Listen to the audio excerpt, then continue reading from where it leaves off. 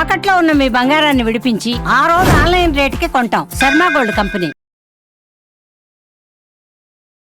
తాకట్లో ఉన్న మీ బంగారాన్ని విడిపించి ఆ రోజు ఆన్లైన్ రేటుకి కొంటాం. Sharma gold company. నమస్కారం, మీరు చూస్తున్న సుమన్ టీవీ. నేను మీ కీర్తి. నాతో పాటు భారతీ శంకరపీఠ వ్యవస్థాపకులు బ్రహ్మశ్రీ తిరుపతి మూర్తి అవధాని గారు ఉన్నారు. నమస్తే గురుగారు. ఓం శ్రీ మహాగణాధిపతయే నమః. గురుగారు, ఎవరు అవునన్నా కాదన్నా ఉదయం లేచినప్పటి నుంచి మనం దైవనామ స్మరణం చేసిన, దేవుణ్ణి ఎందుకైనా ఆరాధించినా అది ఒక కోరిక మేరకే ఉంటుంది గురుగారు.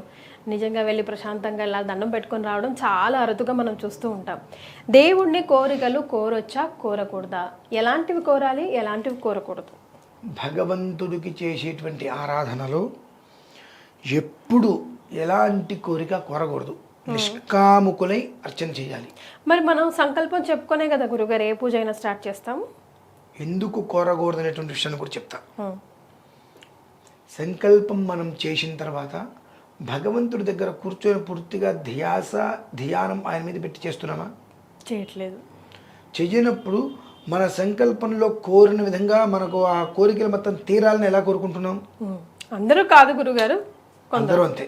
అందరూ ఎలా అవుతారు గురుగారు? కొంతమంది ఇప్పుడు మీలాంటి వాళ్ళు ఉన్నారు, భక్తి శ్రద్ధలతో చేరారు. మేమేం అడగం కదండి. మేము అడిగేది ఏంటి? అందరూ లోకా సంస్థ సుఖినో భవంతు, అందరూ బాగుండాలని కోరుతాం మేము. మరి మాకు ఇది కావాలి మేము కోరం కదండి. మీరు బాగుండాలి, మీరు బాగుండాలి, మీరు ఉండాలి మేము కోరుతూ ఉంటాం. మీరేం చేస్తారు? మేము బాగుండాలి, మేము బాగుండాలి, మేము ఉండాలని కోరుతూ ఉంటారు. మేము కోరేది అయితే మీరు కోరేది అదే అవుతుంది అక్కడ. కాబట్టి అక్కడ ఏంటంటే భగవంతుడికి మనం ఆరాధన చేసేటప్పుడు ఇక మనకు మూడో వ్యక్తితో మనకు అవసరం లేదు. భగవంతుడు, నేను, చేయించే ఆయన, పంతులు గారు, ముగ్గురే. నాలుగో వ్యక్తులు నాకు అసలు ఎలాంటి సంబంధము లేదు అనుకున్నప్పుడు నీ కోరికలు నువ్వు చెప్పుకో. అది కూడా ఎప్పుడు చెప్పుకోవాలి? పూజ అయిన తర్వాత చెప్పాలి. అదేంటండి?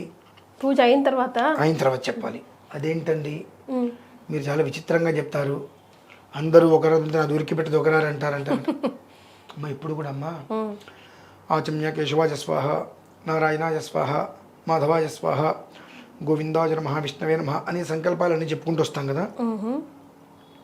కేశవాయ స్వాహ అన్నప్పుడు మనం తీసుకుంటాం. పై పెదం తగలకూడదు. కింద పెదాలతో తీసుకోవాలి. పై పెదం తగలకూడదు. పై పెదం తగిలితే అంటు అయిపోతుంది. కింద పెదానికి అంటు ఉండదు. ఆచమనం చేసినప్పుడు ఇలా కింద పెదంతో మనం తీసుకోవాలి. ఇట్లా అది కూడా ఇలా పెట్టినప్పుడు సౌండ్ రాకుండా తీసుకోవాలి. ఇవన్నీ మనం చేయగలుగుతున్నామా? చేయట్లేదు. ఉత్తిష్టంతు భూత పిశాచః అన్నప్పుడు చాలా ప్రాణాయామం ఉన్నప్పుడు ఇలా మూసుకుని అట్లా ముక్కు మూసుకుని కూర్చుంటే అది అయ్యేంతవరకు మనం ప్రాణాయామం చేయగలుగుతున్నామా?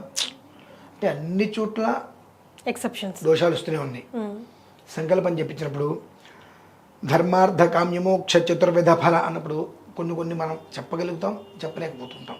పుత్రపుత్రికా సమేతస్య అజ్ఞానతో జ్ఞానదశ్చ చిరకాలాభ్యస్తానం జ్ఞానతో జ్ఞానదశ్చ అని చెప్పినప్పుడు కొన్ని అక్షర దోషాలు మనకు పడుతూ ఉంటాయి.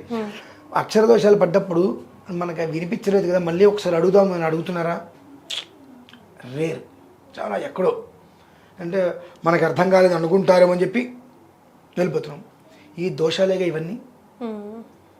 దోషాలు కావంటారా? దోషాలే కదా. ఈ దోషానికి ప్రాయశ్చిత్తంగా చివరిలో మంత్రహీనం. నేను మంత్రం చెబుతూ ఉంటా. నేను వ్రతం చేస్తే 4 గంటలు పడుతుంది. మీరు అంతసేపు కూర్చోలేరుగా. ఇక్కడ కూర్చుంటే ఓం నమస్తే అస్తు భగవన్ విశ్వేశ్వరాయ మహాదేవాయ త్ర్యంబకాయ త్రిపురాంతకాయ అంటే మీరు ఓం నమస్తే ఏం చెప్పా?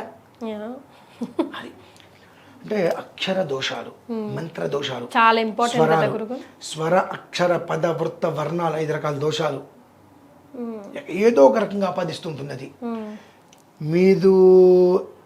మీ చేత అనిపించడానికి కొన్ని ఉంటాయి, అవి తప్పనిసరి మీ చేత అనిపిస్తూ ఉంటాం, అవి దోషాలే. ఇవన్నీ కాకుండా అంతకుమించిన దోషం ఒకటి ఉంటుంది. మనం పూజ చేసుకుంటే ఇంకొకరు ఎవరో వచ్చి వీళ్ళు ఇట్లా చేశారేంటి, మా ఇంట్లో ఇలా చేశారు అంటారు. అవి అంతకుమించిన దోషాలు, మన జీవన పడతాయి. ఈయన ఏదో తప్పు చేస్తున్నాడు మనం ఫీల్ అవుతాం. అంతకుమించిన దోషాలు ఇవన్నీ. మనం అక్కడ పూజ చేస్తున్నామా, దోషాలు లెక్కేస్తున్నామా? దీపారాధన పెట్టే విధానం నుంచి ఒక్కొక్కటి అన్నీ వస్తూ ఉంటాయి. ఆ దోషాలకి మనం బాధ్యులం కావద్దు. కాబట్టి మంత్రహీనం, క్రియాహీనం, భక్తిహీనం, హుతాశన యద్భుతంతు మయా దేవ యత్పూజితం మయా దేవ పరిపూర్ణం తదస్తుతే అనయా ధ్యాన వాహనాది షోడశోపచార పూజ కానీ భగవంతుడికి నేను వదిలిపెట్టేస్తాం. ఆ తర్వాత అప్పుడు మనం ఇట్లా చెవులు పెట్టుకొని మన గోత్రం వేరు అక్కడ చెప్పుకోవాలమ్మా. చెప్పుకున్నప్పుడు ఈ యొక్క మొదటి నుంచి చివరి వరకు కూడా పూజలో జరిగినటువంటిది ఏదైనా దోషాలు ఉంటే అవన్నీ కూడా నిర్వీర్యమైపోయి మనకు ఆ ఫలితం మాత్రమే లభ్యమవుతుంది. ఇది మనకు ప్రధానం తెలుసుకోవాలి. అయితే అయిన దానికి కాని దానికి మనం కోరకూడదు. తప్పకుండా ఖచ్చితంగా కోరవలసినవి 4. ఏంటి గురుగారు అవి? ఖచ్చితంగా కోరవలసినవి 4. మొట్టమొదటిది ఆయురారోగ్యం, అంటే ఆయుష్ ఆరోగ్యం మొట్టమొదటిది మనం కోరాలి. ఆరోగ్యం ఉండి ఆయుష్ లేకపోతే ఉపయోగం లేదు. ఆయుష్ ఉండి ఆరోగ్యం లేకపోతే ఏం చేయలేం మనం. కాబట్టి ఖచ్చితంగా ఆయుష్ ఆరోగ్యం కోరాలి. ఆరోగ్యం భాస్కరాదిత్యం, ఆ భాస్కరుణ్ణి ప్రార్థించాలి. ఏ రకంగా ప్రార్థించాలి? భాస్కర స్వరూపంలో ఈశ్వరుణ్ణి మండలాంతర్గతం హిరణ్మయం భ్రాజమాన వపుషం శుచిస్మితం ఛందదీధితిమఖండ విగ్రహం చింతయేన్ముని సహస్ర సేవితం అని చెప్పి అంటారు. అలా ఆ మండలాంతర్గతంగా ఉండేటువంటి ఈశ్వరుని ఆ రకంగా ఆరాధించాలి. మొదటిది. ఇక రెండోది ఐశ్వర్యం. ఐశ్వర్యమూలంగానే డబ్బు ప్రధానంగా భావిస్తాం. అసలు ఐశ్వర్యానికి డబ్బుకి సంబంధం లేదండి. అంతే కదా గురుగారు, తెలుసుకోవాలి. ఐశ్వర్యం అనగానే విపరీతమైన డబ్బు అనుకుంటారు. రూపాయి సంపాదన లేకపోయినా వాడు ఐశ్వర్యవంతుడే.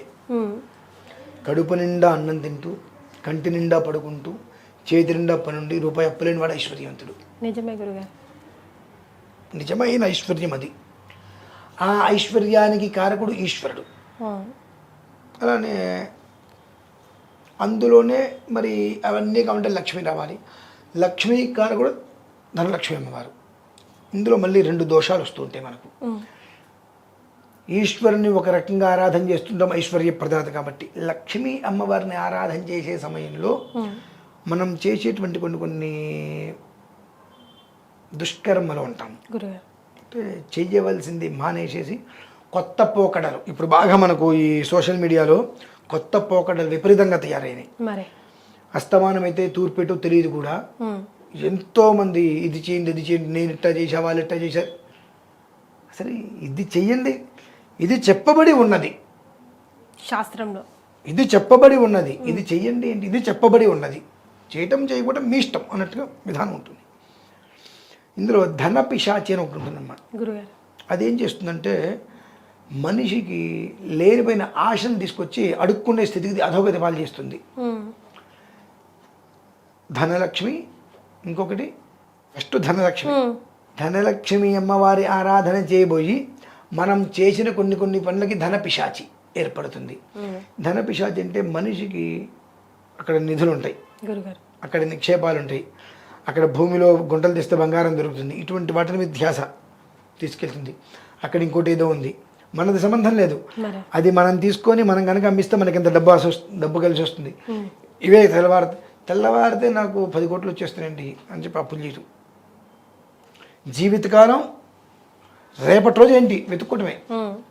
ఏ రోజు ఇంట్లోంచి పొయ్యిలో పిల్లి లేవదు, ఏ రోజు ఇంట్లో పిల్లి లేవదు. అదేంటి? ధన పిశాచి. అంటే మనం చేసేటువంటి ఆరాధనలలో సవ్యమైనటువంటిది కాకుండా అపసవ్యంగా ఎవరు ఏదో చేశారు, వాళ్ళు చెప్పారు, వీళ్ళు చెప్పారు, ఏదో ఒకటి అనేటువంటి విషయంలో చేస్తే ఆ ఈశ్వరుడు దగ్గర నుంచి వచ్చేటువంటి ఐశ్వర్యం కూడా ఆగిపోవటమే కాకుండా నెగిటివ్ అనేటువంటిది వీళ్ళకి బాగా చూపిస్తూ వాళ్ళ ఇంట్లోనే ధన పిశాచం చూపిస్తుంది. ఇది మీకు నేను ప్రత్యక్షంగా చెప్పాలి అంటే ఖచ్చితంగా నేను చేసిన ప్రతి వీడియో ఆయన చూస్తాడు కాబట్టి చెప్తున్నా. అంటే మూర్ఖత్వం అనేటువంటిది ఏ స్థితికి వెళ్తుంది అంటే, ఇల్లు కట్టుకున్నప్పుడు పునాదులు తీసే కడతారుగా, మరి ఆ మాత్రం జ్ఞానం లేకపోయిందండి ఆ మనిషికి. పునాదులు కట్టుకొని చక్కగా ఇల్లు కట్టుకున్నాడు. 4.5 సంవత్సరాలు అయింది. 5 సంవత్సరాల తర్వాత అతనికి ఏవో కళలు వస్తున్నాయిట. అమ్మవారి కల్లో కనిపిస్తున్నారు, గజ్జలు చెప్పడం వినిపిస్తుంది, నేను ఇక్కడున్నా తీసుకో అని చెప్పి వినిపిస్తుంది. ఎవరైతే కొంతమందిని అడిగితే ఇంట్లో అక్కడ ధనం ఉంది, ఇక్కడ ధనం ఉంది, అక్కడ గుంటతో వస్తాయి, ఇక్కడ గుంటతో వస్తాయని చెప్తే పునాదులు తీసుకునే ఇల్లు కట్టాడు. మరి అప్పుడు ఆ మాత్రం జ్ఞానం ఉండదు. నేను పునాదులు తీసే ఇల్లు కట్టా కదా, మరి ఆ ఇల్లు మొత్తం గుంటలతో వేడండి. అయ్యో, ఇల్లు మొత్తం గుండెలు తవ్వాడు. ఇంతకన్నా సెక్రటేరియట్ దగ్గర ఒక అపార్ట్మెంట్కి వెళ్ళాం. అపార్ట్మెంటు 9 అంతస్తులు ఎంత ఉంది. గురుగారు పైకి వెళ్తే అపార్ట్మెంట్లో పైన చివరి ఫ్లాట్ ఏదైతే ఉంటుందో ఆ ఫ్లాట్లో ఈ గదికి ఆ గదికి మధ్యలో గోడ, ఆ గోడలో నిధులను చెప్తే గోడను పగలగొట్టారండి. అయ్యరామా. అంటే అయ్యో రామగా ధన పిశాచి అనేటువంటిది ఎప్పుడైతే ఆవహిస్తుందో ఆటోమేటిక్గా ఇటువంటి ఆలోచనలు వస్తాయి వాళ్ళకి. రైట్. నెగిటివ్ థాట్లు. అక్కడ భూగర్భ నిధులు ఉన్నాయి, జీవితంలో వాళ్ళు బాగుపడలేరు. మరి ఎప్పుడైతే భూగర్భ నిధులు అని చెప్పి వాళ్ళు వెళ్తారో దినదినగండం పాతాళంలోకి వెళ్ళిపోవటమేమ్మా. అది అత్యాసే కదా గురుగారు. అది దాని జోలికి వెళ్లకుండా ఉండాలంటే ఈశ్వరుని పట్టుకోవడమే గట్టిగా. ఈశ్వరుని పట్టుకుంటే ఈశ్వరుడికి చెల్లిలే కదా లక్ష్మీదేవి. మళ్ళీ రైట్. ఆయన ఐశ్వర్యాన్ని ఇస్తాడు, ఎప్పుడూ నీకు కనిపించదు కానీ నీకు అవసరానికి నిలబడుతుంది. లక్ష్మీ వారు నీకు కనిపిస్తూ ఉంటుంది, నీ అవసరానికి మాత్రం సరిపోదు, ఆయన ఇస్తూ ఉంటారు. అట్లా ఆ రకంగా ఈశ్వరుని ఎంతగా మనం ఆరాధిస్తుంటే అంత ఐశ్వర్యంగా మన దగ్గర కొలువై ఉంటుంది. అలా కాకుండా లక్ష్మీ అమ్మవారిని ఆరాధించే విధానంలో కొంచెం డిఫరెంట్, కొత్త పోకడగా మనం చేస్తే ఈ ధనపిశాచి వెంటనే ఆవహిస్తుంది. ఆ రోజు నుంచి వాళ్ళకి దినదినగండం డౌన్లో వెళ్ళిపోవటమే. రైట్. ఇకపోతే 3 కీర్తి రాకపోయినా మనకు పర్లేదు, అపకీర్తి మాత్రం రాకూడదు. రావద్దు. ఈ యొక్క అపకీర్తి అనేటువంటిది వస్తే ఆ పైన ఆయుష్ ఆరోగ్యం ఉన్న ఈ ఐశ్వర్యం ఉన్న మనిషి చనిపోతారు, మనిషి బ్రతకలేడు. అంతే కదా గురుగారు. అపకీర్తి, నాకు సత్కీర్తి వద్దు, లేకపోయినా నష్టం లేదు, నేను బ్రతికేస్తా ఉన్న దాంట్లో, కానీ అపకీర్తి మాత్రం నాకు వద్దు అని భగవంతుని చెప్పాలి, అడగాలి, కోరుకోగలగాలి. నాన్న నాకు కీర్తి ప్రతిష్టలు నేను అడగట్లా, అపకీర్తి అప్రతిష్ట మాత్రం నాకు వద్దు తండ్రి అని ఆయనకి చెప్పి అడుక్కోవాలి మనం ఆయన్ని. 4 శత్రుబాధ. శత్రువుల బాధ 4. మనం ఎంత మంచి చేసినా మనకు చెడే చేయడానికి ప్రయత్నం చేస్తారు. ఎందుకు తెలుసా అండి? గురుగారు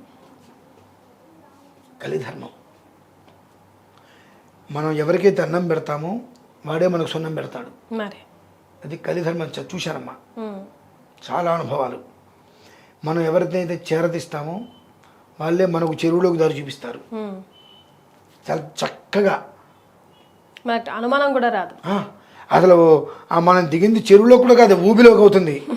మనం దిగేది ఊబిలోకి దిగేసిన తర్వాత కానీ మనకు తెలీదు దిగామని చెప్పి. అట్లా అందుకనే భగవంతుడా నాకు ఎవరు శత్రువులు లేకుండా చూడు, నేను ఎవరికి శత్రువు కాకుండా చూడు, ఒకవేళ శత్రువు ఎవరైనా ఉన్నా నన్ను శత్రువుగా భావించిన వాళ్ళ నుంచి నాకు ఎలాంటి కష్టము రాకుండా చూడు.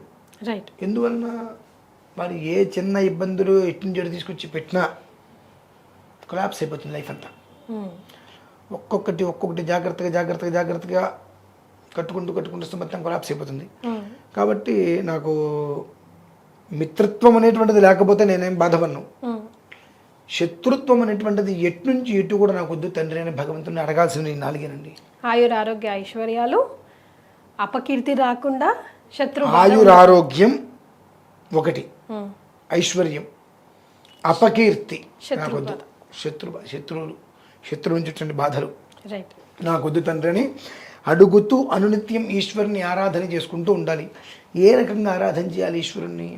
కనీసం ఇంత శివలింగం దగ్గర పెట్టుకుంటే రుద్రాక్షలతోటి 108 రుద్రాక్షలు తెచ్చుకోండి, దోషులు పట్టుకుని స్వామివారి మీద పోసేసేసి శుభ్రంగా నీళ్ళు పోసేసి నిండా నమస్కారం చేసుకోండి. మళ్ళీ రేపు ఉదయం ఆ రుద్రాక్షల శివలింగాన్ని తీసి నీళ్ళు తీసి పక్కన పెట్టేసేసి మళ్ళీ ఆ శివలింగాన్ని అందులో పెట్టి ఆ రుద్రాక్షలు చక్కగా స్వామివారి మీద వేసేసేసి మళ్ళీ శుభ్రంగా నీళ్ళు పోసేసేయండి. లేదా నీళ్లు పోసిన నీళ్ళలో రుద్రాక్షలైనా వేయండి స్వామివారి మీద. 111, 1011 దోషులు పట్టుకొని చక్కగా స్వామివారి మీద వేసేసి ఏ భస్మమో ఆయన మీద వేసేసి పట్టికి బెల్లం నివేదన పెట్టి తీసుకోండి. దీనివల్ల ఏమవుతుంది? ఏ స్థితిలో కూడా వారికి అపకీర్తి, అప్రతిష్ట, శత్రు దీని నుంచి ఎలాంటి ప్రమాదాలు లేకుండా ఐశ్వర్య లక్ష్మి దగ్గర ఉంటూ ఈశ్వరుడి అనుగ్రహంతో ఐశ్వర్య ప్రదాతైన ఈశ్వరుడి దగ్గర ఉంటూ ధన పిశాచం దగ్గరికి రానియకుండా ఆయుష్ ఆరోగ్యంతో చక్కగా మనిషి జీవితాన్ని ముందుకు నడిపేలా భగవంతుడు అనుగ్రహిస్తారమ్మా. రైట్. సో దేవుడిని కోరికలు కోరితే ఎప్పుడు కోరాలి, ఏమేం కోరాలి, ఎలా కోరాలి, పూజ ఎలా చేసుకోవాలి, చక్కగా వివరించారు గురుగారు. ధన్యవాదాలు. పరమేశ్వర